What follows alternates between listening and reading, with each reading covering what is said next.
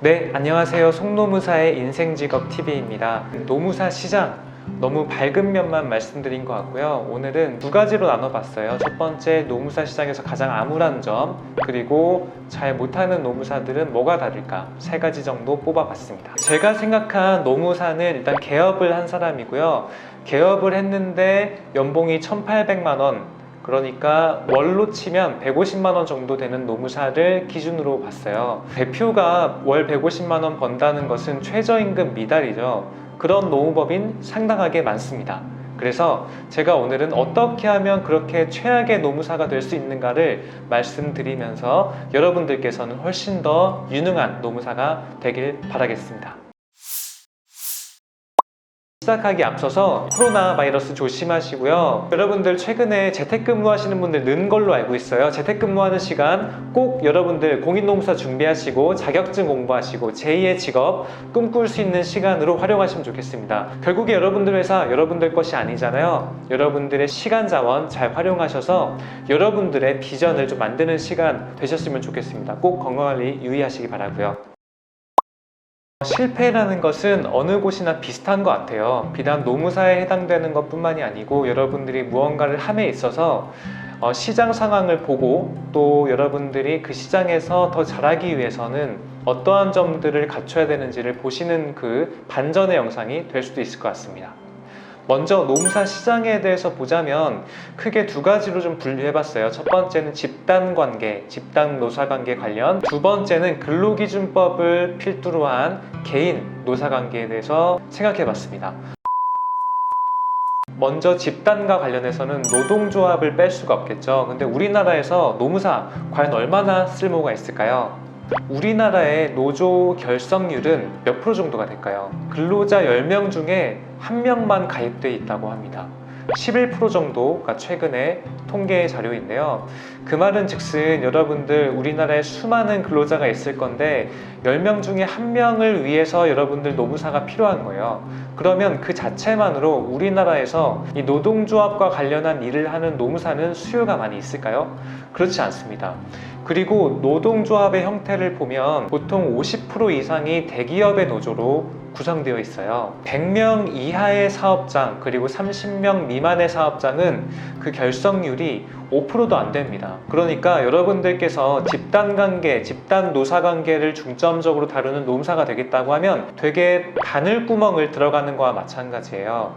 그리고 최근 밀레니얼 세대분들 그리고 개인주의 성향이 강한 우리네 현상을 봤을 때 노동조합 많이 가입할까요? 그렇지 않겠습니다. 이런 노조 상황에서 노무사는 뭘 해야 될까요? 제 생각은 이래요. 여러분들이 노무사라고 하면 이 노동조합의 파워를 간과해서는 안 된다고 봅니다. 그럼 여러분들이 노동조합을 결성을 막 그 으쌰으쌰 할 필요는 없지만 노동조합의 효용성 그리고 타당성을 강조해 줄 수 있는 다양한 노동 관련 전문성을 쌓아야 된다고 봐요. 그래서 여러분들께서 이 노동조합이 있어야 결과적으로 이 기업과 상생이 이루어지고 그래야만 우리나라의 노사관계 뿐만이 아니고 이 기업의 가치와 근로행복이 동시에 작용한다는 여러 가지 연구를 많이 해주셨으면 좋을 것 같습니다.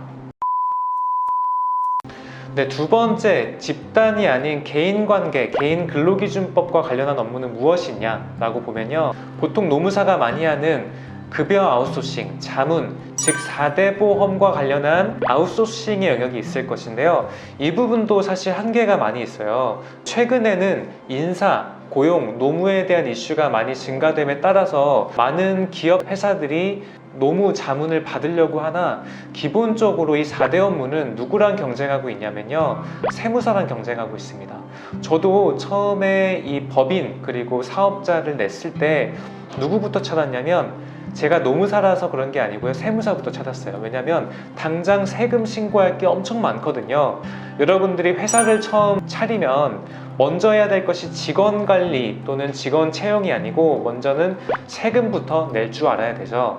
근데 이 부분이 상당히 어렵기 때문에 보통은 세무법인을 먼저 찾고 기장계약을 하게 됩니다. 그런데 세무법인은 대부분 4대 보험 신고도 같이 해줘요. 그러니까 이 노무사가 하는 영역이 노무사만 하는 영역이 아닌 거죠. 그래서 대부분의 기업들, 사업주분들은 노무사를 찾기 전에 먼저 세무사를 찾아서 기장 그리고 급여 아웃소싱을 진행하기 때문에 노무사는 상대적으로 그 후발주자로 들어갈 수밖에 없는 상황입니다. 연평균 세무사가 600명 후반에서 700명 정도가 합격이 됩니다. 노무사보다 훨씬 더 많은 수가 배출되어 있고 기존 필드에서 사업하고 있는 세무사가 훨씬 더 많습니다. 그러니까 여러분들은 노무자문 계약을 쉽게 딸 수 있겠다 이런 생각은 안 하시는 게 좋겠습니다. 특히 제가 최근에 기업들과 근로자 간의 고용 계약이 긱워커 계약, 그러니까 이제는 프리랜서 분들이 상당하게 많아진다고 말씀드렸죠. 그러면 여러분들이 4대 보험 신고할 게 있을까요? 그렇지 않죠. 그러면 여러분들의 노무사로서 기존 자문 그리고 아웃소싱 이런 부분도 여러분들께서 PT 기능 경쟁에 들어오는 거라고 말씀드리고 싶습니다. 여러분들이 이 자문 그리고 이 4대 보험 또는 급여 아웃소싱 이런 부분에 대해서 세무사보다 무엇을 잘할 수 있을까요? 이 세무사가 대처하지 못하는 응대를 여러분들은 즉각적으로 할 수 있는 전문성을 발휘하셔야 되는 겁니다. 근로자분들이 바로바로 따져요. 요즘에는 내가 4대 보험 보니까 전년 대비 이런 부분이 지금 더 받아야 되는데 못 받았다 라는 거, 또는 보니까 지금 고용노동부에서 이런 지원금이 있는데 왜 지원을 안 해주냐, 이런 거를 세무사는 잘 모를 수 있거든요. 그럼 여러분들이 고용정책과 관련한 다양한 정책들을 기업들이 어떻게 활용할 수 있는지를 전략적으로 어필하셔서 여러분들이 기장 서비스를 넘어서 노무의 사전 사후관리 그리고 기업의 정책적 지원금 확대 이런 것들을 기업 측에 제안하는 거예요. 그러면 훨씬 더 좀 기업이 인사노무 고용 쪽으로는 비용을 덜 들이면서 효율적인 인사관리 할 수 있게끔 만들어줄 수 있는 부분이 주요 포인트가 되겠네요.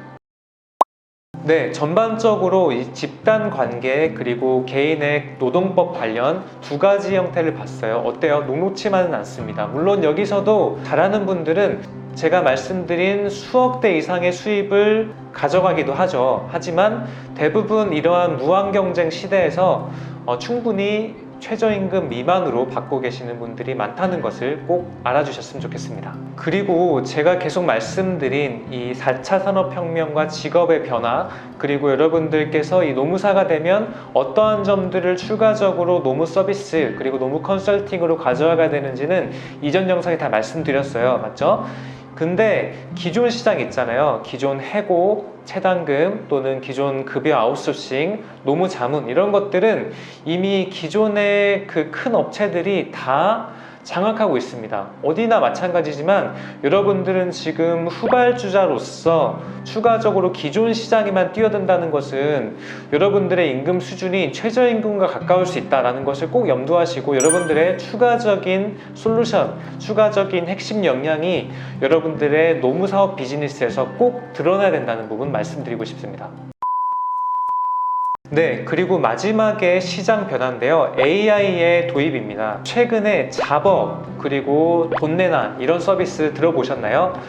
노무사를 이제 필요로 하지 않는 자동 AI 기반의 인사노무 관리 시스템들이 계속 고도화가 되고 있단 말이에요. 그러면 여러분들은 인적 서비스를 제공하는 노무사지만 AI가 여러분들보다 훨씬 더 판례를 빨리 읽고 훨씬 더 케이스를 잘 분석할 수 있기 때문에 이 AI의 등장은 여러분들의 지금 생계를 위협할 수 있는 수단이 될 수 있습니다. 그래서 여러분들이 노무사로서 또는 이제 앞으로 지식 근로자로서 여러분의 지식을 바탕으로 뭔가 활용하기 위해서는 AI가 대체할 수 있는 창조적인 사고력이 필수적이죠. 이런 부분도 제가 차후에 여러분들이 1%의 노무사가 되기 위해서 어떠한 창조적 사고를 해야 되는지를 말씀드리는 시간을 따로 좀 갖도록 하겠습니다. 그러면 AI 서비스 이렇게 도입이 됐는데 어떻게 여러분들이 이 AI 기반 서비스들을 활용할 수 있을까요? 어떤 노무사는 이 AI를 아예 배척하세요. AI는 우리의 적이다. 그래서 나는 AI 절대 활용도 안 할 거고 너네들도 활용하지 마 라고 해서 주변 노무사분들한테 AI에 대한 단결권을 행사하는 경우도 많은데요. 어떤 노무사분들은 적극적으로 AI를 활용하셔서 그쪽 시장을 지금 선점하고 있는 분도 있어요. 이거는 가치 판단의 차이일 것 같으나 저는 그 중간자의 역할을 좀 보고 있어요. 그래서 AI를 적극적으로 수행을 해서 제가 AI를 선도적으로 도입하는 부분도 아니고 그렇다고 아예 배척하는 부분도 아니고 좀 보는 거죠. 한번 보면서 이 법률 서비스가 또는 노무 자문이 어떻게 해야 결국에는 고객들에게 훨씬 더 빠르고 정확한 서비스를 줄 수 있는가 이런 것들 고민을 하다 보면 여러분들이 AI에 대한 가치 판단이 좀 설 것 같습니다. 네, 이제 시장에 대해서 제가 말씀드렸어요. 이 시장 정말 암울합니다. 맞죠? 하지만 이전 영상들을 보면 제가 긍정적인 것도 말씀드렸으니까 여러분들이 균등한 사고를 갖추기 위해서는 이전 영상도 꼭 참고하시기 바라겠습니다. 네, 마지막으로는 여러분들이 좀 아쉽지 않은 노무사가 되기 위해서는 어떤 점들을 고려해야 될지 말씀드릴게요. 첫 번째는 시간 관리를 잘해야 된다는 것입니다. 노무사는 결과적으로 여러분들의 전문성으로 먹고 사는 거거든요. 저 또한 제가 가지고 있는 전문성으로 먹고 사는 거예요. 우리가 이제 잠자는 시간에는 돈이 벌리지 않잖아요. 그래서 여러분들께서는 사업의 시스템을 잘 만들어야 되는데 저는 한 60% 정도 만들어 놓은 것 같아요. 그래서 제가 없어도 같은 팀원들이 저와 비슷한 전문성을 발휘하면서 저희 회사가 운영되고 있는데요. 좀 아쉬운 노무사분들은 혼자 일하세요. 그 혼자 너무 바쁘게 일하고 또 자문사들이 엄청 좋아하세요. 그 공통점은 그게 뭐냐면 고객들이 너무 좋아한다는 것은 투머치 서비스를 제공하고 있다라고 봐야 될 것 같습니다. 그래서 자문사에게는 너무 천사 같은 노무사이지만 여러분들은 사실 다른 걸 못하는 거죠. 시간이 너무 자문사에게 뺏기니까요. 내 몸은 하나잖아요. 여러분들께 24시간이 주어졌지만 몸은 하나입니다.